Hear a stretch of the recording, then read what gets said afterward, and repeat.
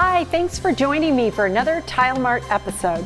I'm Julie Ireland, an interior design architect and the founder of Home Renovation School. Today, I'm going to teach you how to properly plan and estimate your materials for your next tile project. The math is simple, I promise. It's a lot easier than you think. Like I teach in Home Renovation School, the key to success with any building or renovation project is proper planning, and that includes calculating your tile or stone materials properly.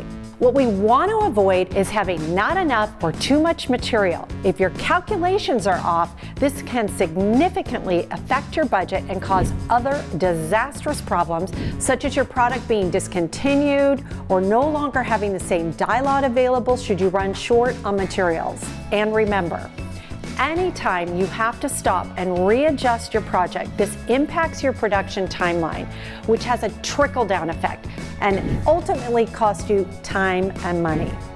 Not good. Here's how we're gonna avoid that though. First of all, you need an accurate set of plans. I don't start any construction on any project, big or small, without a drawing and accurate measurements. You can use graph paper to draw the shape of your area, but this is a crucial first step in the process. The next step is to select your materials and create a mood board and basic design drawing for your project so you can effectively communicate where your products are going to your contractor. And that includes your trim, such as Schluter or pencil rail.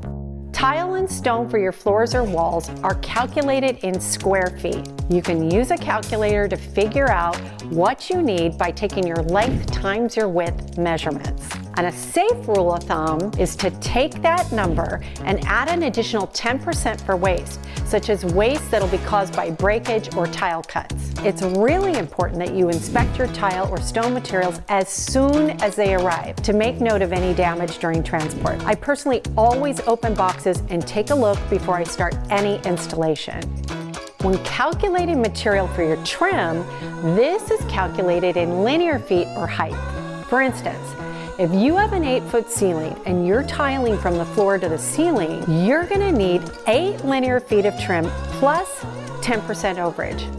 And you need to calculate this for all of your vertical or horizontal areas where you'll be using trim. Occasionally, we plan as best we can and we end up with some extra tile, which means a loss of money. But no worries, TileMart has got you covered.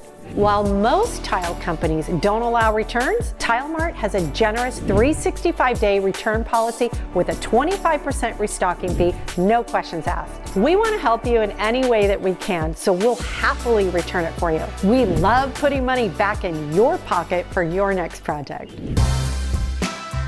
I hope this helped you to have a better understanding of how to plan for your next tile or stone project. TileMart has a huge selection of beautiful options to fit everyone's design style, so be sure to check us out. See you next time. Bye for now.